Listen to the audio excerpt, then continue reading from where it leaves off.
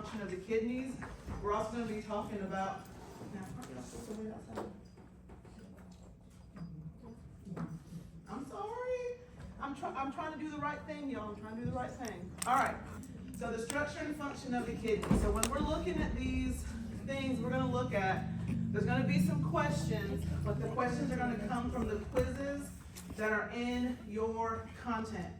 So what you should do is, I'm not going to post the questions because you already have access to them, but we're still going to answer the questions, okay?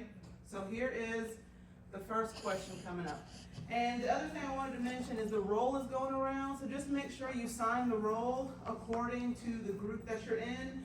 It's going to be part of an activity that we're going to do in a little bit. All right, so the learning objectives are already in your content outline, so I'm not going to go over those with you. You have some links for some different parts of the A&P and what the kidneys do. We will talk about the function and the structure, but we're not going to go into as much detail as some of these other videos go into, but they're not super long. All right, so this is your first question. Take the notes. Do it. I didn't print my slides out today, just in case. I didn't technically. All right, what's y'all's answer? pH, very good. The kidneys regulate the body's pH by conserving bicarb and eliminating hydrogen. I can't believe that.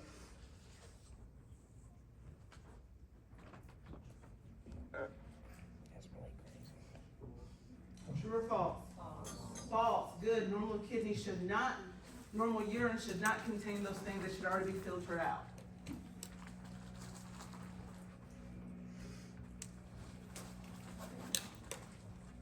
True or false? True. Very good.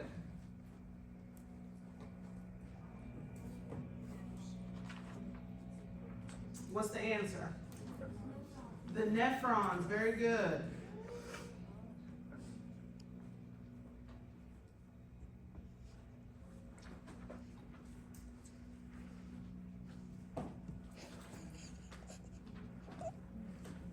All right, what's the answer? Creatinine, very good. All right, so what's the big deal about the kidneys? Everything. The kidneys are responsible for so much because even though they're these little bean-shaped organs found posteriorly, they do a lot. And they take about 20 to 25% of the cardiac output. So anywhere from 1,000 to 1,300 mLs of blood is being filtered through the kidneys every minute. And when we talked about cardio, remember there's about 6 liters going through the body in a minute, and that's our cardiac output. So our kidneys are a big deal. The renal system includes the kidneys and the ureters, which is considered the upper renal or the upper urinary system, and then your lower would be your bladder and your urethra. Sorry, that kind of gets jumbled. All right, so the kidneys are known as vital organs because they do receive about 20 to 25% of blood supply from the heart. And they do have both excretory and secretory properties, and we'll talk about that in a little bit. Alterations in kidney function are going to affect acid base, they're going to affect your water balance, blood pressure, your renin-angiotensin system, they're going to affect vitamin D, they're going to affect everything because the kidneys are responsible for a lot. Your brain, your heart, and your kidneys are really 3 of the biggest organs that require the most blood flow or blood supply because they do a lot for the body. All right, so when we're talking about kidney function, we're talking about acid-base balance. So we already kind of talked about the regulation of bicarb and hydrogen ions, and we learned this when we did acid-base for patho before. So acid base and electrolytes and stuff, those do not go away. So we still have to remember that. And some of the disorders that we'll talk about disturbances in acid base. Your kidneys are also responsible for removing waste. So things like urea, uric acid. Urea is formed from the liver, and so urea is a protein, byproduct of protein metabolism. So when we start talking about the glomerulus, we'll talk about that. Urea is something else that's usually removed from urea is removed from the body, and urea is actually a byproduct of protein metabolism. Uric acid is from purine metabolism. So uric acid, if it builds up in the body, it causes hyperuricemia. And do y'all know what that could lead to? Gout. Very good. So that could lead to gout. So we'll talk a little bit about kind of gout type stones, and then we'll talk about gout more with musculoskeletal.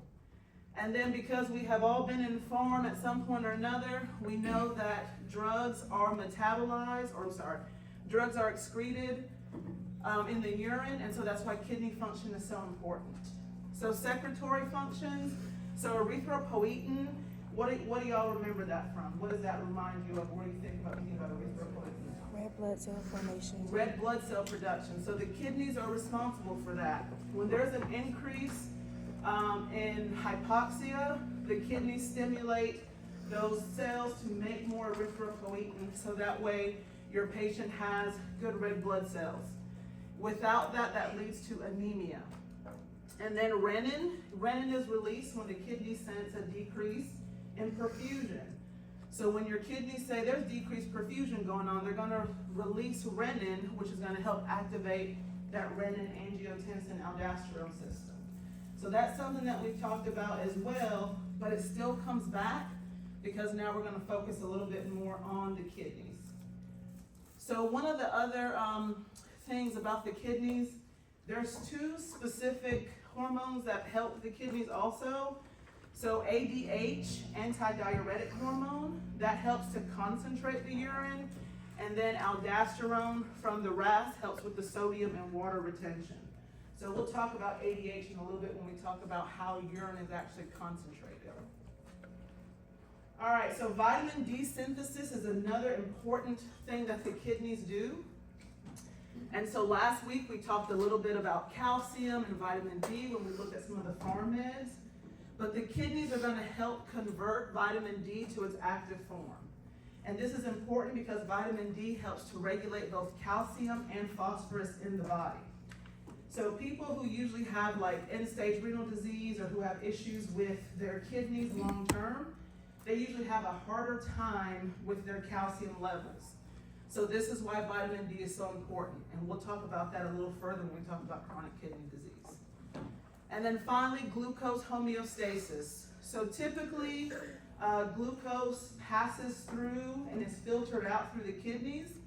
Once the blood sugar gets above 180, the kidneys have a harder time passing that through the filtrate.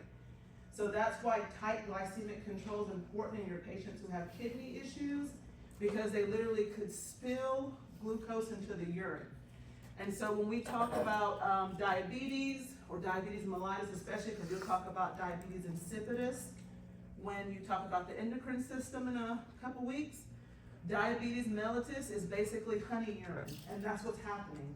The urine is very much filled with sugar, and so that's because the kidneys cannot filter that properly. And so that and hypertension actually lead to some of your chronic kidney diseases. Any questions so far? All good? That's kind of review, right? For the most part, okay. All right. So when the kidneys don't work, everything goes wrong. Your body can't filter things like it should, so waste builds up in the blood. Your urine is not concentrated because of the decrease in ADH, because of the tubules, and we'll talk about that in a little bit. Neurologically, when toxins build up, that leads you to encephalopathy, that leads to some other things that mess with level of consciousness. Anytime the kidneys are not functioning properly, they're going to say, let's release more renin, because they're going to say something is not perfusing well. So if we're not releasing a lot of renin, we're going to increase our blood pressure. And so once blood pressure is increased, that actually causes more work on the kidneys too.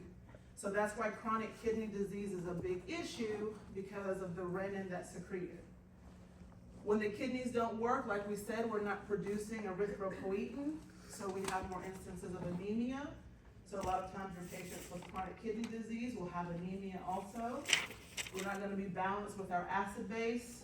We're going to have extra potassium that's not secreted.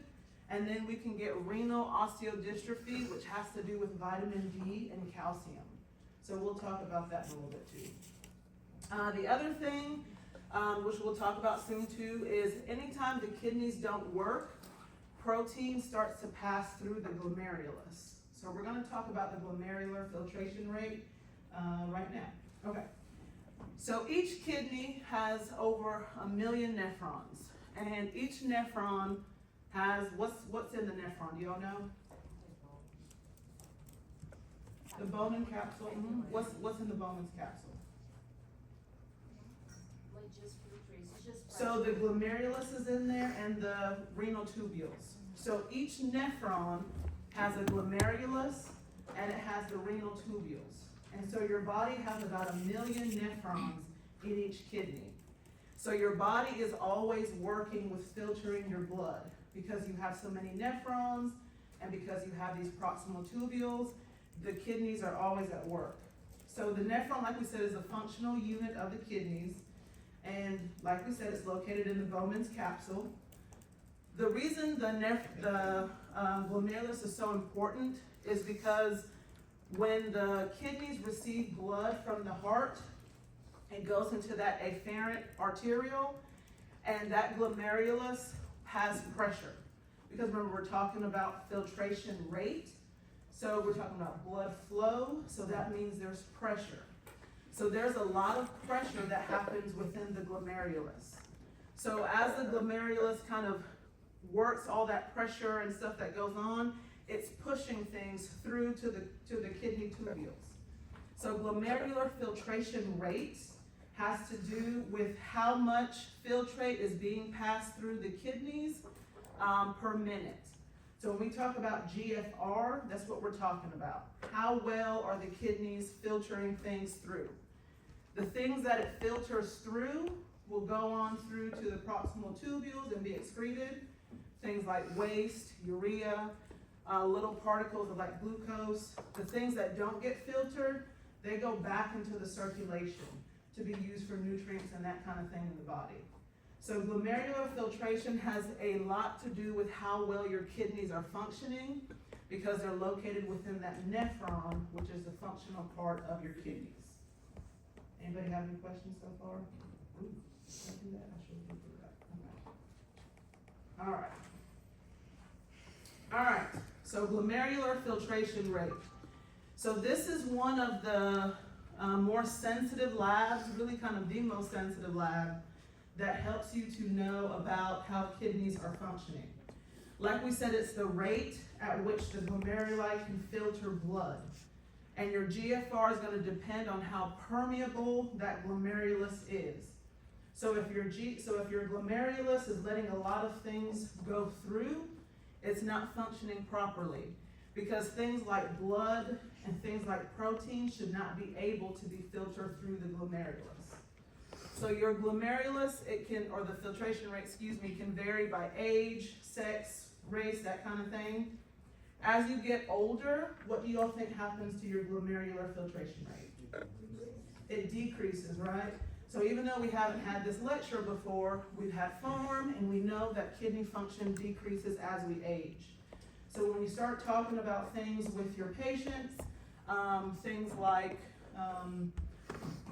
clearance of medications, clearance of proteins, as your older population is in the hospital, you have to be more aware of what's going on in their kidneys because their filtration rate and their creatinine is going to be a little lower. So creatinine is usually the best indicator of glomerular filtration rate because creatinine and GFR kind of work hand in hand together. You can check a GFR in the hospital using a serum test, but you can also assess for GFR with your creatinine. So does anybody know what creatinine is? Go ahead, say your name. Okay, what is it? It's the metabolic product from the muscle, from the creatine. Correct. So it becomes creatine. Correct. So if there's more creatinine in the kidneys, that means that the glomerulus is not filtering it. So the creatinine is up, but my GFR is down because it's building up in the system. Does that make sense to you all? Okay, go ahead, Nathan. Alright, so you said proteins are meant to be filtered through the glomerulus. Correct. Okay, and then creatinine,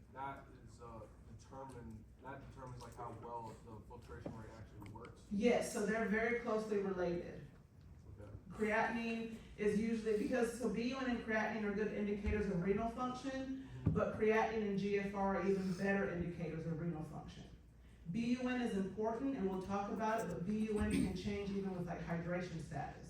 But your creatinine and your GFR are your two kind of big indicators of how the kidneys are doing. But it's okay, but the creatinine is coming from the muscle.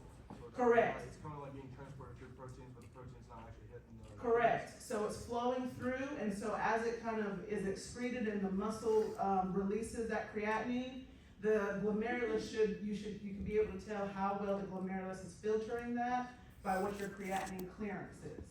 Okay. Very good, that's a good question.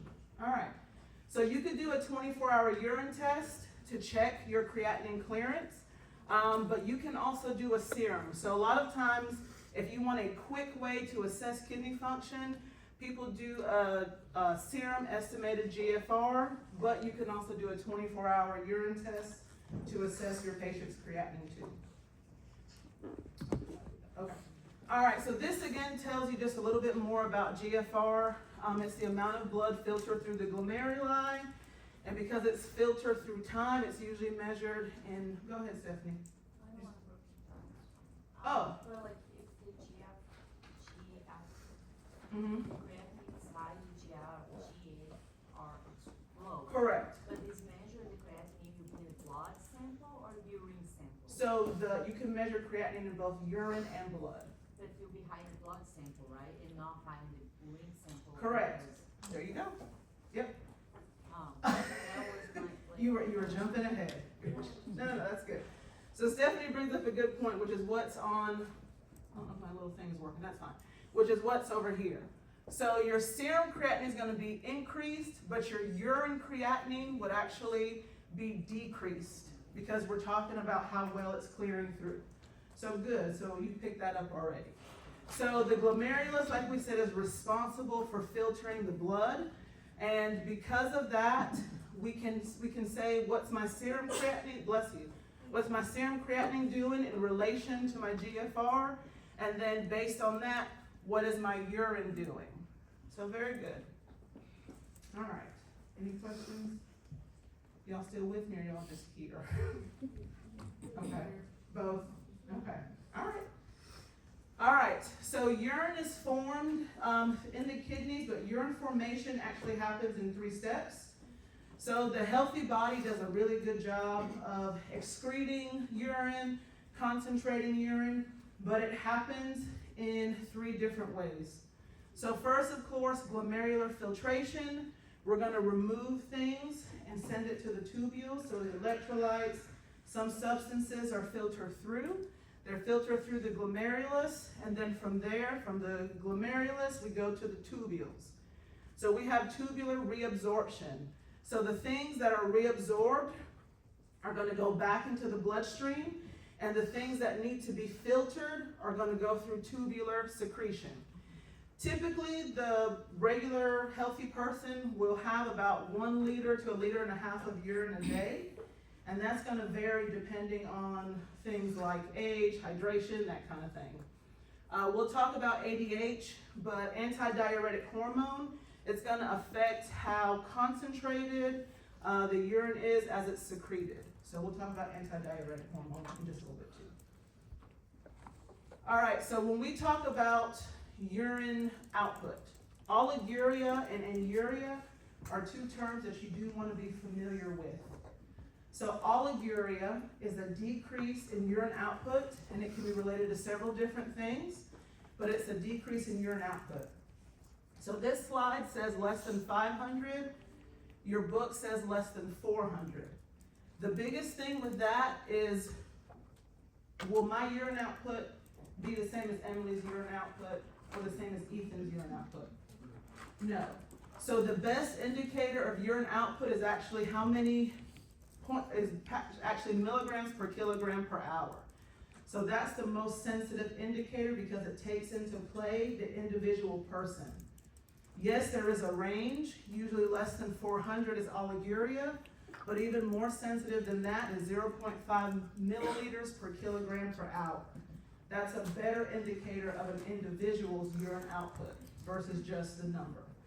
So you should know both, but when it comes to specifics, and maybe not for this semester, but like in med-surg, when you're looking at a patient's urine output, you would be more focused on the individual person, not just the generality, okay? So if oliguria is less than 400, then anuria is less than 100. So anuria without urine. So your patient basically has little to no urinary output. And so that could be detrimental for your patient because those kidneys, for whatever reason, are not doing anything.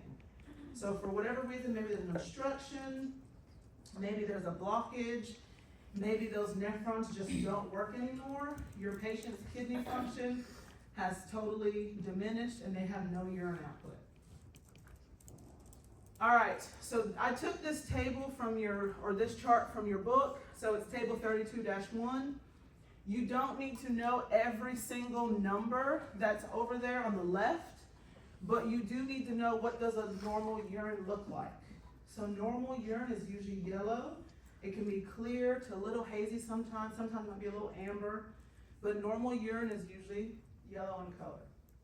And so we're all soon to be nurses in here, so I will say you should be looking at your urine, okay? That should be something that you do periodically, because that's a good indicator of if you're hydrated or not hydrated. The specific gravity of urine is going to help you to understand how concentrated your urine is. So specific gravity has to do with the number of solutes in your urine. So if you have a urine that is more concentrated, what color do you think it's going to be? Okay, so what could cause some darker colored urine? Lack of hydration. What did you say, Nathan? A lot of sodium. So lots of sodium, that kind of thing. So your urine specific gravity, if you have dehydration, more concentrated urine is going to be elevated. If your urine is more diluted, then your urine specific gravity is going to be lower. So that's pretty much all that you need to know about urine specific gravity. I wouldn't worry about the values right now. Just know what a high or a low specific gravity indicates. We already talked about volume, and then the pH for your urine. Urine likes to be between 5 and 6, so slightly acidic, but it can be as high as 8, which is leaning more towards the alkaline side. So for your chemical determinants, you do need to know these. Why? Why do you think you need to know the chemical determinants? Go ahead. Because they should not be present in the urine. Right. So if I have glucose, ketones, if I have different types of protein in my urine, that's not a good thing. So you do need to know if your patient's urine has any of those things, because nothing should be present. Those leukocyte esterase, just thinking about what we learned before, what do y'all think this has to do with? Infection, good. So is there bacteria present in the urine? So none of that should be present in your patient's urine. And then what about the microscopic part? Kind of the same thing, right? There really should not be anything like that in there. Casts are just little proteins. We're not going to go into all the specifics of it, but they're just little proteins that happen that are sometimes in the epithelial cells from the urine. Crystals or crystalluria, it should not be there. That's actually an adverse effect of some medications, so you may learn about that when we talk about antibiotics on Thursday. But crystals should not be in the urine. And then very few white blood cells, if any, should be seen microscopically on your urine samples. All right, so this talks about the labs specific for urine. So your BUN and creatinine are going to be your indicators for kidney function. Like I said before, BUN is good, but BUN can also be affected by things like hydration status, protein intake, that kind of thing. Creatinine is definitely more sensitive than your BUN. So your potassium. Potassium is another factor. I don't know where my little thing is, that's okay. Potassium is another factor for your patient that has renal issues. You already know a normal potassium level, so you shouldn't have to memorize that. You know a normal calcium level and phosphate, so you shouldn't have to memorize those. Those should all be new to you, or not new to you. And then pH. We've already had that, so you shouldn't have to memorize those things, okay? Because you've already had it, you're just bringing it forward. So when you have somebody who has renal failure, potassium, phosphate, BUN, and creatinine are all gonna be elevated because the kidneys are not doing what they're supposed to do. They're keeping those things in the circulation and they're going back into the serum. So those are elevated. If my creatinine is doubled, my GFR is really not working that well. My GFR is also half of what it should be. And then if my creatinine is even higher, then I'm basically losing kidney function. And like we said, BUN and creatinine, those are good indicators, but BUN is not gonna be a good indicator or as good as an indicator as your creatinine would be. So BUN is helpful, but creatinine is better. Any questions? Y'all still here? That's okay, I'm here, I'm going. All right, let's do another one.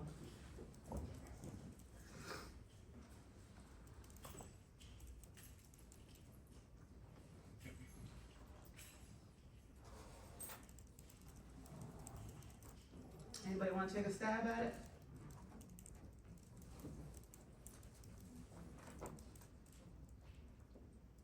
Glomerulonephritis. You should have said it. All right, because we're going to start shifting to some of the disease processes. So that was kind of the function, the structure of the kidneys. So if any of that seemed foreign to you, or you were like, I didn't understand anything that she said, it's okay. You have time to review it. So go back and review that. Some of that should be a refresher and some of it should feel like something new. So just review the things that feel like new and then go over the refresher stuff.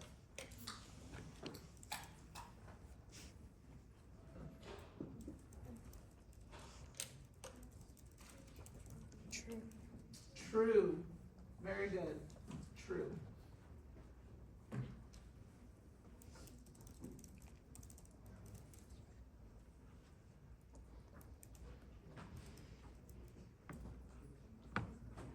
True or false? False. False. What would it be? Calcium. Calcium. Very good. Very good.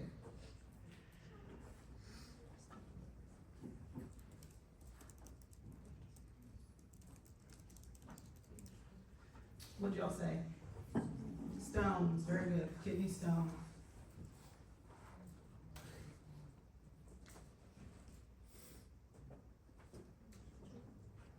True. Why'd you say true? Because it's not supposed to be in the urine. Correct, so they should not be dumping protein in the urine. So if you see protein in the urine, the glomerulus is not filtering like it should be.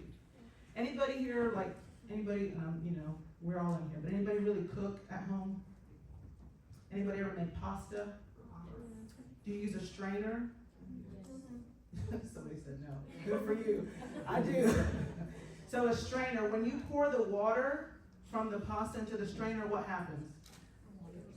The water drains in and what's left? The pasta. So that's like your glomerulus, right? So you're filtering it through and only the things that are small enough to get through should stay.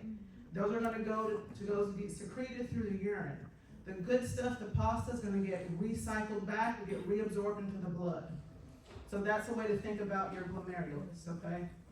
For those of you who don't cook, it's okay. You probably have pasta. So this answer is true.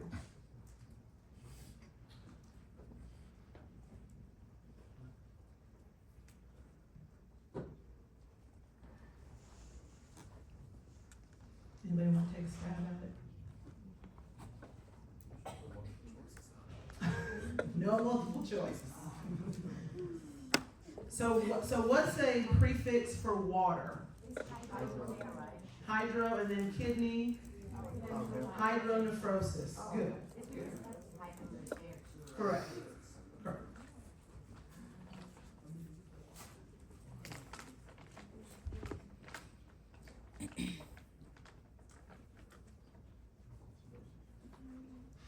Who said it?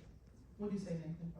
Acidosis, right. Even if you didn't even have the content yet, you've had pH, you've had ABGs, you've had that lecture. So bicarb, hydrogen, kidneys, acidosis. You see how you bring all that back? Bring it back. Very good. Okay. All right, so we're gonna look at different types of urinary function alterations. We're gonna look at obstructions, so things that are gonna obstruct somewhere inside the kidneys. It could be kidney stones, neurogenic bladder, hydronephrosis. We are not gonna focus on renal tumors this semester. I think you might get it in med-surg, but we don't focus on that this semester. Urinary tract infections, we have cystitis, which is your lower UTI, and pyelonephritis, which is your upper UTI. Then we'll look at some of your glomerular disorders, so glomerulonephritis and nephrotic syndrome. So we'll look at those. And then renal failure, acute and chronic. So when we get to glomerulonephritis or the glomerular diseases, I'm going to show you a little table that you can make to hopefully help you remember them a little bit better. Okay. So obstructive disorders are things that are going to obstruct urine flow anywhere within the renal system. It can happen at the kidneys, the ureters, the bladder, somewhere in there. It can happen at any age, any stage, wherever. It can be sudden, meaning it happens right away, or it can have a slower onset. The lower urinary tract, obstructions are usually bilateral, and the others are usually unilateral. You don't really need to know if it's bilateral or unilateral, but you do need to know if you have an obstruction, you're gonna have issues with urine flow, which means you're gonna have an issue with things building up in the kidneys. So if urine flow is gonna be diminished or blocked, then you're probably gonna have some kind of oliguria. Whether it's a severe form or just a little bit, you're gonna have some form of oliguria or just reduced urine output. But if it doesn't get taken care of, then that could lead to anuria. So your book just has different causes of urinary obstruction. You can look at this if you need to. Some of these are just, like we're gonna look at stones, we're gonna look at prostatic hyperplasia, but those are the two main ones. But really anything that can cause obstruction in the kidneys or the bladder or the ureters are gonna be an issue. So there are two mechanisms that can really attribute to you having obstruction in the kidneys or renal obstruction. So that's stasis of urine, what is stasis of urine? It's not moving. So urine that just stays still can lead to stones and infections. A common complication of your urinary tract or obstruction is going to be infection. So when urine stagnates or stays still, it predisposes you to infection, which can spread anywhere through the urinary tract. Once the infection is established, it becomes really difficult to treat because your urine contains urea, and so that increases ammonia, and that makes your urine kind of change the pH, and the germs say, I like this environment, let me stay here. Go ahead. Question, would the stones cause the stasis of the urine, or would the stasis of the urine cause the stones? So it depends on what's going on with your patient. If you have hydronephrosis, it can lead to stones, but if you have stones, it can also lead to hydronephrosis. So that's a good way to kind of work it through in your head. So good. Another thing that could cause renal damage is the progressive dilation of the kidney tubules. So when there's high pressure in the kidney pelvis, that little thing that looks like the stalk of the broccoli, you know what I'm talking about? That kind of thick thing that looks like the broccoli stalk on the kidneys. When that's increased in pressure, all that fluid goes back up to the kidneys. And so that's going to compress the kidneys, and that's going to cause your patient to have damage or cause them to have a obstructive flow in their urination. So hydronephrosis of the kidneys is the first thing that we'll look at. So this is what I was talking about, the renal pelvis, that thick looking thing. So when that fills up with urine, the kidney is going to atrophy, because a normal kidney, if it's not filled with urine, you have all this great space, you have all these good calyces, everything looks beautiful, no issues. When it starts to fill up more and the renal pelvis becomes distended, your kidney loses space or it atrophies. So that causes a lot of your issues, is when the kidneys begin to atrophy. I don't have the space or the room to do my normal kidney function. So for men, a lot of times BPH is a cause for hydroureter, and that leads to hydronephrosis or a block in the kidneys. So with your patients who have hydronephrosis, you want to treat the cause first. So what caused my patient to have hydronephrosis? So the clinical manifestations is going to depend on where it is. Is it in the is it in the ureters? Is it in the kidney itself? Is it in the bladder?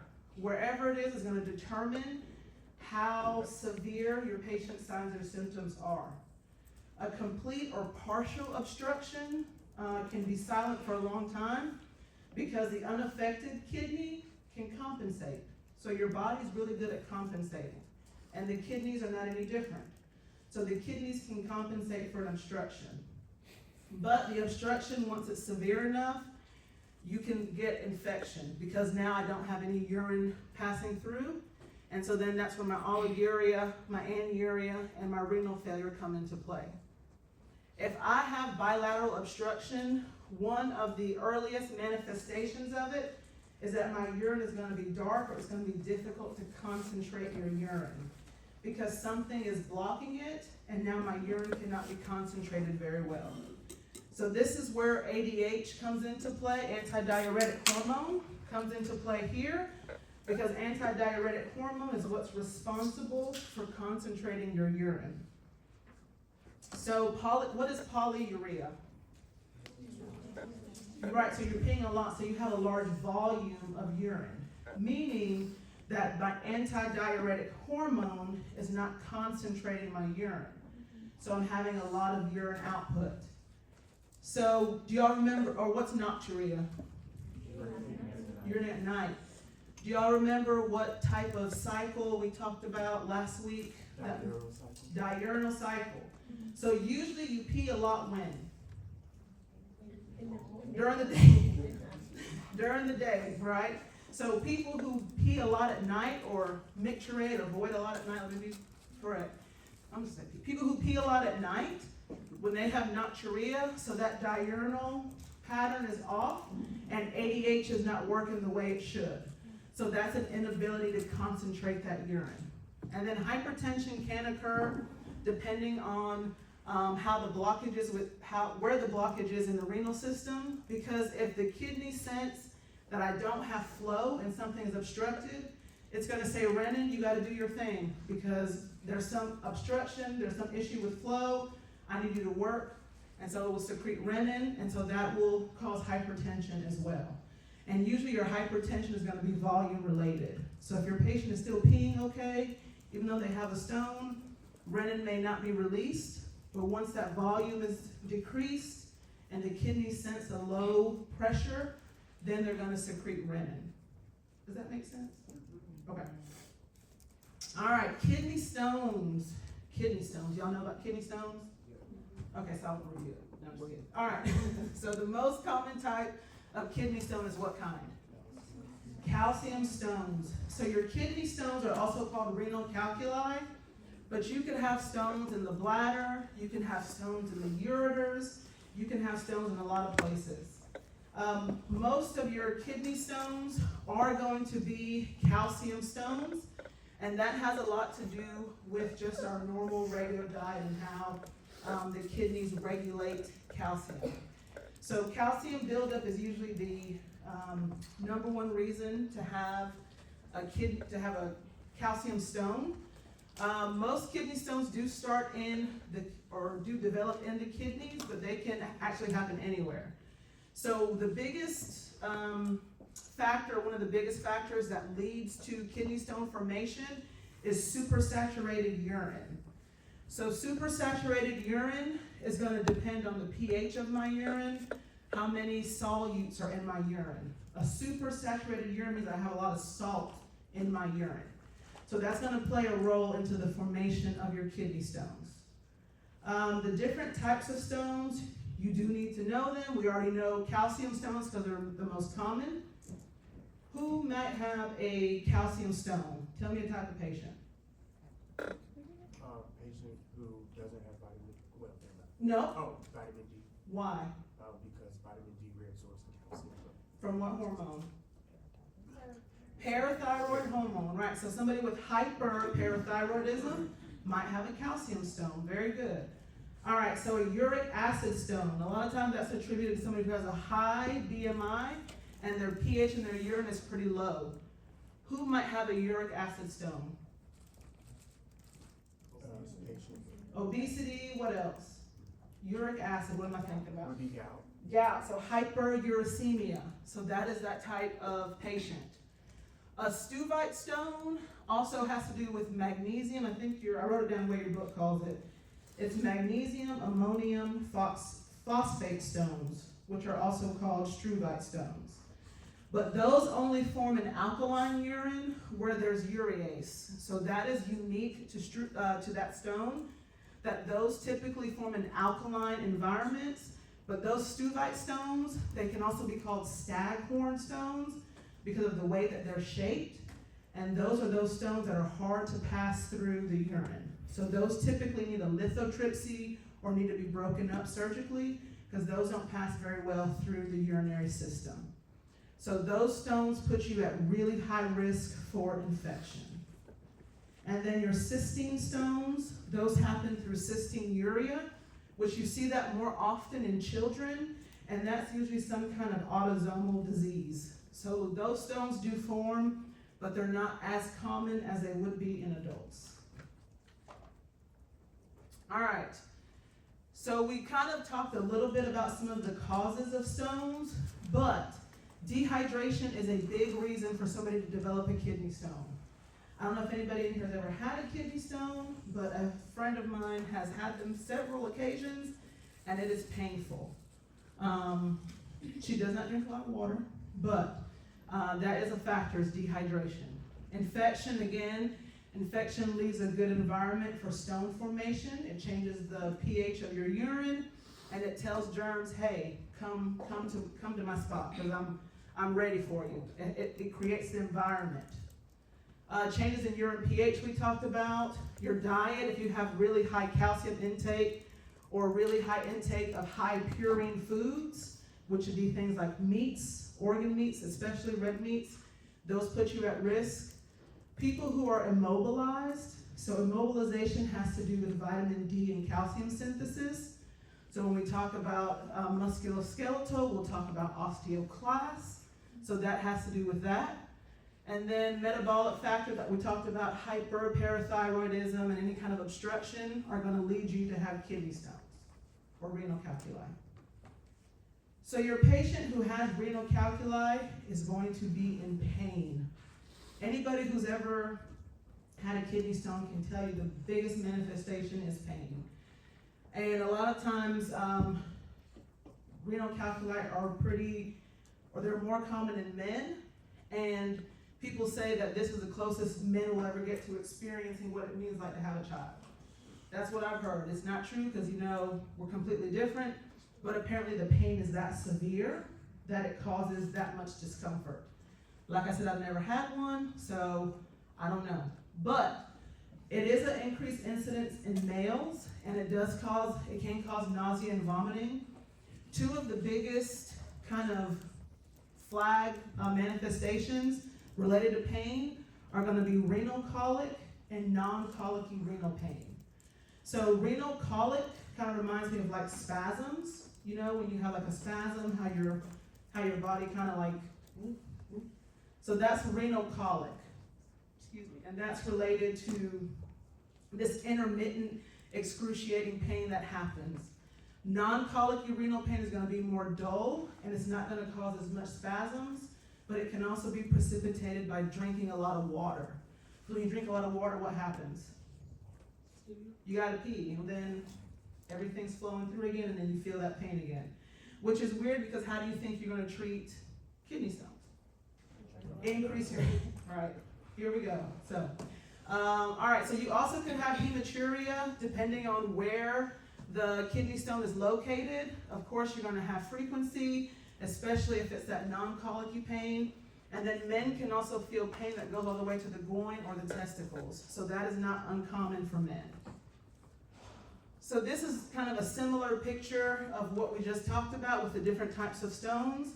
And then you see the treatment is fluid, but sometimes the fluids can aggravate that, but you still have to stay hydrated to get rid of the stones. All right, y'all, we're gonna take a 10-minute break.